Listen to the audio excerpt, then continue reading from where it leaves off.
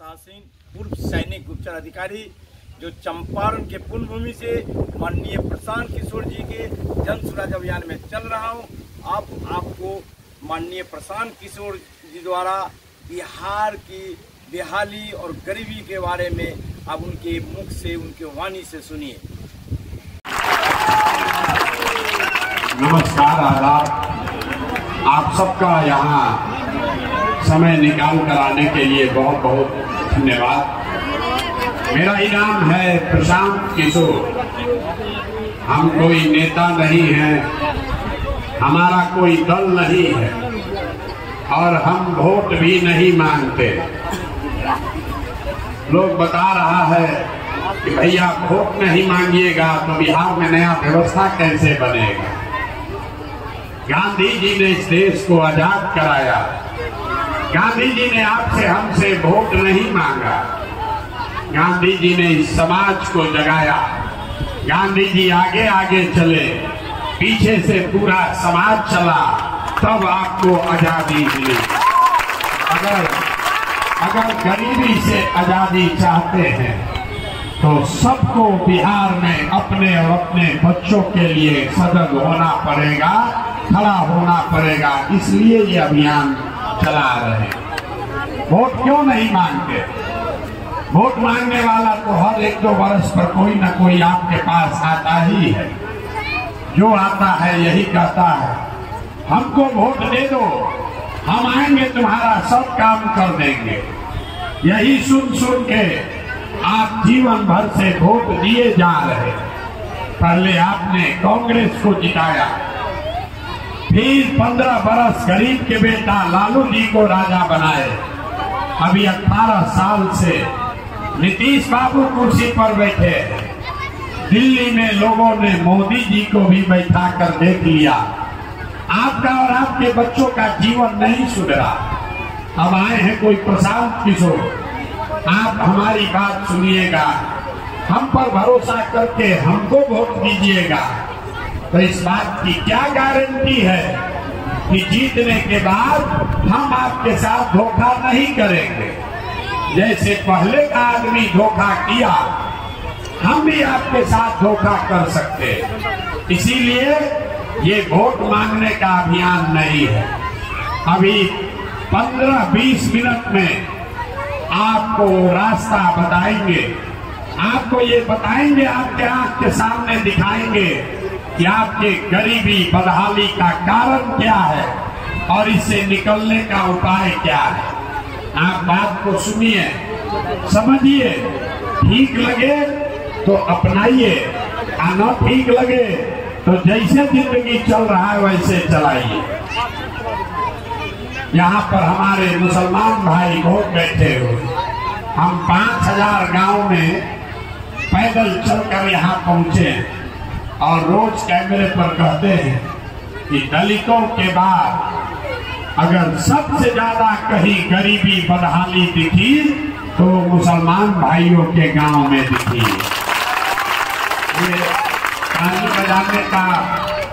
ये ताली बजाने का विषय नहीं है। अपना दुर्दशा देखिए, अपने बदहाली की बात सुनकर ताली बजा रहे। मेरे भाई, यहाँ जितना आदमी आता है आपको ये बताता है कि मुसलमानों की बदहाली इसलिए है कि कोई कहता है हमको कांग्रेस ने ठगा, कोई बता रहा है कि लालू जी ने धोखा कर दिया, कोई कह रहा है कि मोदी और भाजपा वाले परेशान कर रहे हैं। हम आपको बताते हैं आपकी बदहाली क्यों है।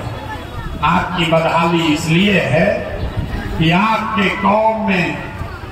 कौम में जो पैगंबर साहब ने आपको बताया, आपने तो उससे भी किनारा कर लिया। ये मुसलमानों के कौम में पैगंबर साहब ने लिखा है, बताया है कि जिस कौम को अपने रहनुमाओं की समझ न हो उसके ऊपर जालिम हुक्मरानों को मुसल्लत कर दिया जाता है। अगर आज का हुक्मरान आपको जालिम दिखता है तो इसका मतलब है कि कहीं न कहीं आपसे अपने हुक्मरानों को, रहनुमाओं को चुनने में गलती हुई है। ये बात हम नहीं कह रहे, ये बात तो पैगंबर साहब बोल कर गए। आप कुरान पढ़ते हैं, दिन में 5 बार नमाज पढ़ते हैं। कुरान का पहला शब्द है इकरा, पढ़ाओ, पढ़ो। और ये वो कौम है जो 5 बार नमाज पढ़ती है लेकिन अपने बच्चों की पढ़ाई की चिंता नहीं करती। कैसे भला होगा? आप प्रशांत किशोर से सुनने आए हो, हम आपको क्या बताएंगे? आप तो अपने पैगंबर साहब की बात नहीं माने तो हमारे बात क्या मानिएगा? इस्लाम में ये बताया गया कि बिना जद्दोजहद के जीवन में कुछ भी हासिल नहीं हो सकता। और आज का जो मुसलमान है वो जद्दोजहद नहीं करना चाहता, वो किसी के पीछे चलना चाहता है। पहले कांग्रेस के पीछे चला, फिर लालू तेजस्वी के पीछे चला। आज आप हमको सुनने आए हैं कि प्रशांत किशोर के पीछे चले। मेरे भाई, किसी के पीछे चलने से आपका भला होने वाला नहीं। 18 करोड़ की कौम किसी के पीछे चल के अपना भला नहीं कर सकती है। जब तक आप अपने कौम में कौम के जो बुनियादी बातें हैं, सियासी नजरिए से जो बातें आपके रहनुमा ने आपको बताई है, उसको नहीं समझोगे, उसको नहीं अमल में लाओगे, तब तक कोई प्रशांत किशोर, कोई लालू यादव, कोई राहुल गांधी आपका भला नहीं कर सकता है। इसलिए यहाँ आ जाए। आप यहाँ सुनने आए हैं कि ये कौन लड़का है प्रशांत किशोर, 2 बरस से पैदल चल रहा है। अपनी बर्बादी का आलम देखिए। आप किसी दूसरे के बच्चे को देखने आए क्योंकि आपको किसी ने बताया है कि हम 2 बरस से अपना घर परिवार छोड़कर पैदल चल रहे हैं। आपको ये भी नहीं पता चल रहा है कि आपके अपने बच्चे, आपके पति, आपका बेटा, भाई, भतीजा आज से नहीं 4 बरस, 5 बरस, 10 बरस से आपको छोड़कर चला गया मजदूरी करने, नौकरी करने। और जिनका भी बच्चा, जिनका शौहर, आपका बेटा, आपका भाई, भतीजा जो आपको छोड़कर गया है, साल में एक बार कोई ईद में, छठ में घरे आता है, एक बार आप उसका मुंह देखते हो। साल भर वो आदमी वहां बीमार भी पड़ जाए, आप छटपटा के रह जाइएगा, उसको देख नहीं सकते। और आप उसकी चिंता नहीं करते। जब वोट होता है तो आपको अपने बच्चे का कष्ट नहीं दिखता, आपको लोग भय दिखाते कि भाजपा को रोकने के लिए हमको वोट दे दो। आप नमाज पढ़ते, आप कहते हैं हम अल्लाह को छोड़कर किसी से नहीं डरते। और पूरे कौम के सामने मैं कह रहा हूं, आपसे ज्यादा डरने वाला कौम पूरे देश में कोई नहीं है। आप इतना डरते हैं भाजपा से कि किसी ने अगर भाजपा का नाम ले लिया तो उसके सामने आप उन लोगों को भी अपना रहनुमा बनाते हो, उनको भी वोट लेकर जिताते हो जो आपके बच्चों का हक लूट कर ले गए हैं। तो आप नहीं भोगिएगा तो कौन भोगेगा? कौन भोगेगा? आप आए हैं हमसे सीखने, हम आपको क्या सिखाएंगे? हम अभी आपको कोई बात नहीं सिखाएंगे, आपसे 3 सवाल करेंगे।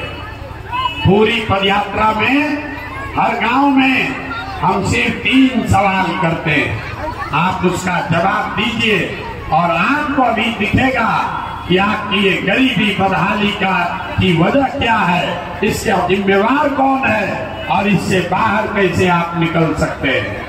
आप जितने लोग यहाँ आए हैं, एक बार जरा सोच के बताइए, आपके गांव पंचायत में और कुछ हो या न हो, आप सभी के बच्चों के पढ़ाई और रोजगार की व्यवस्था होनी चाहिए कि नहीं होनी चाहिए? उठाइए हाथ और बताइए, होना चाहिए कि नहीं होना चाहिए? जोर से बोलिए, होना चाहिए कि नहीं होना? हमने नहीं सिखाया, आपस में बात मत कीजिए, हमने नहीं सिखाया।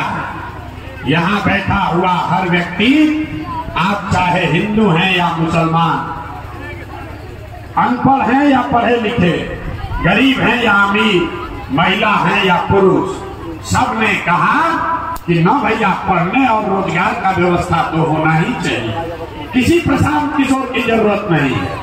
आपको मालूम है, अगर आपके बच्चों के रोजगार पढ़ाई का व्यवस्था हो जाए तो कोई मुखिया बने, कोई विधायक बने, आपके बच्चों का जीवन सुधर जाएगा। अब आपको दिखाते हैं आपके बदहाली का कारण। सब आदमी जरा एक बार अपने अपने उन्हीं बच्चों का चेहरा याद कर लीजिए जिनको आप पढ़ाई और रोजगार दिलाना चाहते हैं, और उन बच्चों के नाम पर एक बार ईमानदारी से बताइए, आप में से किसने जीवन में एक बार भी अपने बच्चों के पढ़ाई और रोजगार के लिए वोट दिया? देखिए अपने गांव का दुर्दशा देखिए। अभी कितना जोर से बोले हैं, अभी वहां खड़ा हो कहीं कि हमको फैक्ट्री रोजगार दिलवा दीजिए। अभी आपने कहा कि हमको रोजगार और पढ़ाई चाहिए, लेकिन जीवन में आपने अपने बच्चों के पढ़ाई रोजगार के लिए कभी वोट नहीं दिया। अब लोग कहता है कि बिहार में तो विकल्प नहीं है, सारा नेता चोर है। हम लोग तो सबको वोट लेकर देख लिए, अगर किसी ने कोई काम नहीं किया तो इसका क्या गारंटी है कि पढ़ाई रोजगार के लिए वोट देंगे तो मिलेगा? हम आपको लिख कर दे रहे हैं, वोट जिसको देना है दे दीजिए, लालू जी को दीजिए या नीतीश को दीजिए, राहुल गांधी को दीजिए कि मोदी को दीजिए, वोट जिसको देना है दीजिए। अभी 2 मिनट में आपको दिखाएंगे वो रास्ता। अगर वैसे दीजिएगा तो और कुछ हो या नहीं, आपके बच्चों को रोजगार पढ़ाई निश्चित हो जाएगा, नहीं होगा तो मेरा गर्दन पकड़िएगा। अब दूसरे सवाल का जवाब दीजिए।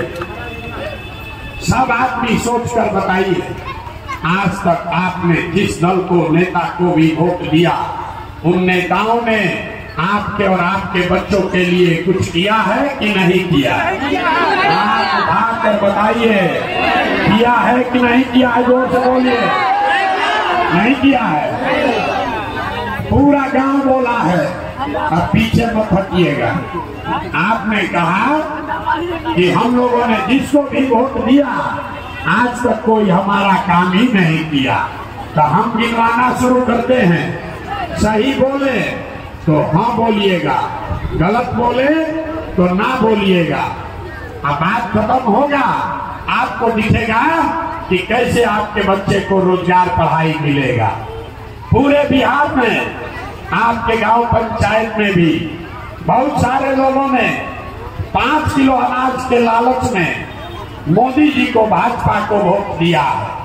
तो बिहार में चाहे जितना चोरी भ्रष्टाचार है, 1 किलो चोरी करके यहाँ के गरीब को 4 किलो अनाज मिल रहा है कि नहीं मिल रहा है? जोर से बोलिए, मिल रहा है कि नहीं मिल रहा है? आप लोग जो आए हैं, अगर जवाब दीजिएगा तब बात होगी, नहीं तो हम यहाँ पर आपको हाथ जोड़ने नहीं आए हैं। अगर सीखना है तो जोर से बोलिए हाँ या ना। हमने वोट दिया हिंदू मुसलमान बनके। हिंदुओं ने कहा कि हमारा दशा कुछ भी हो, पहले अयोध्या में राम जी का मंदिर बनना चाहिए। तो आपके गांव में नाली गली नहीं बना, स्कूल अस्पताल नहीं बना, फैक्ट्री नहीं लगा, लेकिन आपके वोट की वजह से अयोध्या में राम जी का मंदिर बना है कि नहीं बना है? हमने वोट दिया लालू जी को, कई लोगों ने वोट दिया लालू जी को।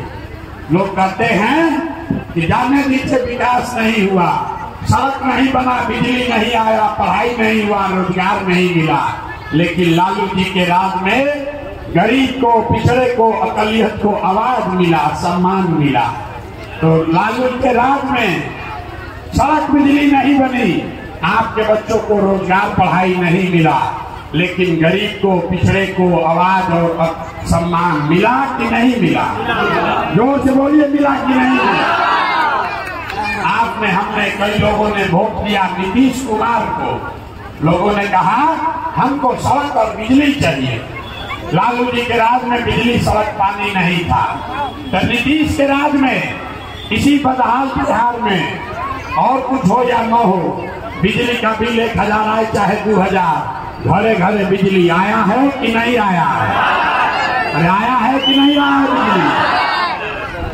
आपने हमने वोट दिया मोदी जी का भाषण सुन के कि मोदी जी गुजरात में बड़ा विकास किए, तो भैया मोदी जी गुजरात में तो विकास कर रहे हैं। पूरे देश का पैसा ले जाकर गुजरात के गांव गांव में फैक्ट्री लग रही है और पूरे बिहार से आपके हमारे बच्चे गुजरात में जाकर नौकरी मजदूरी कर रहे हैं कि नहीं कर रहे हैं?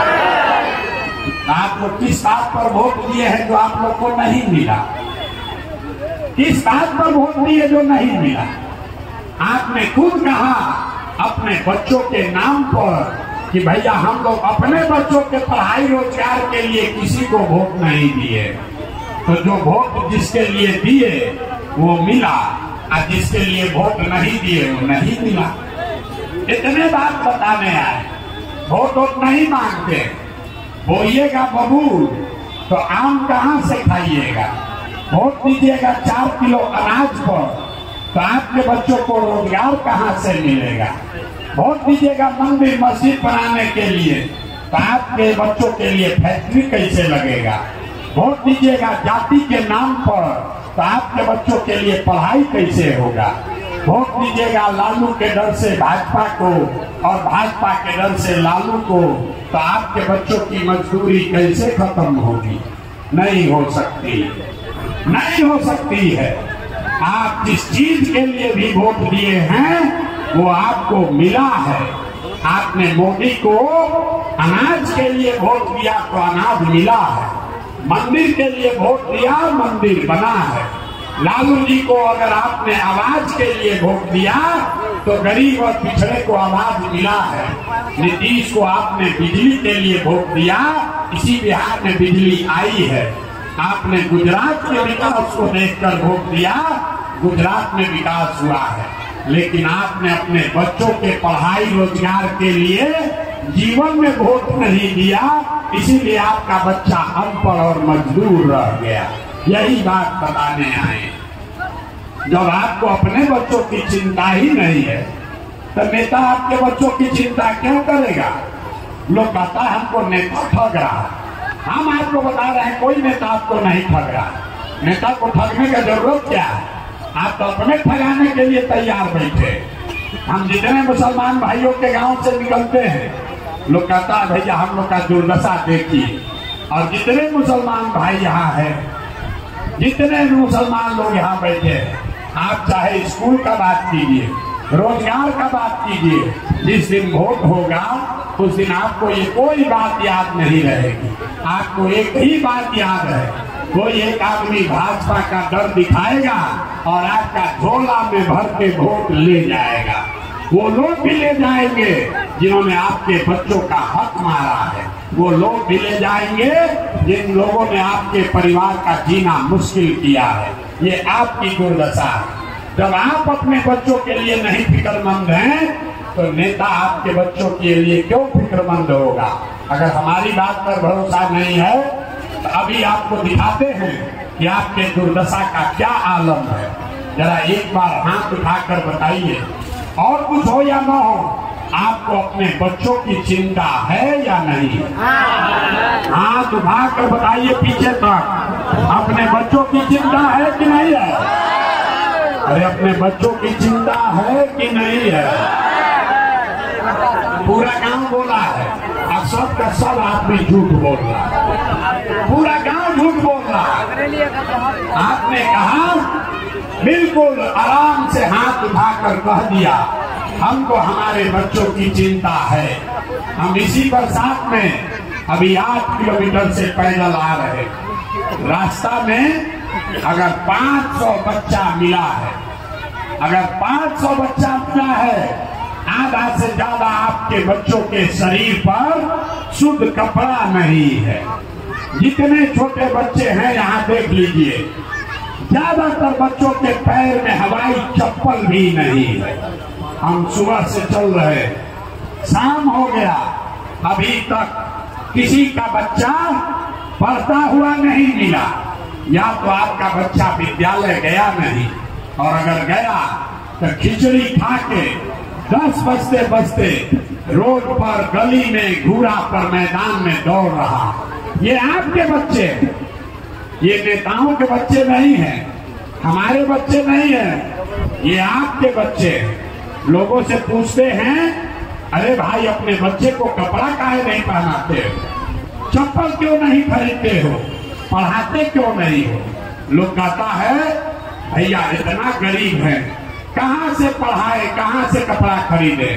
तो मेरे भाई, जिन नेताओं ने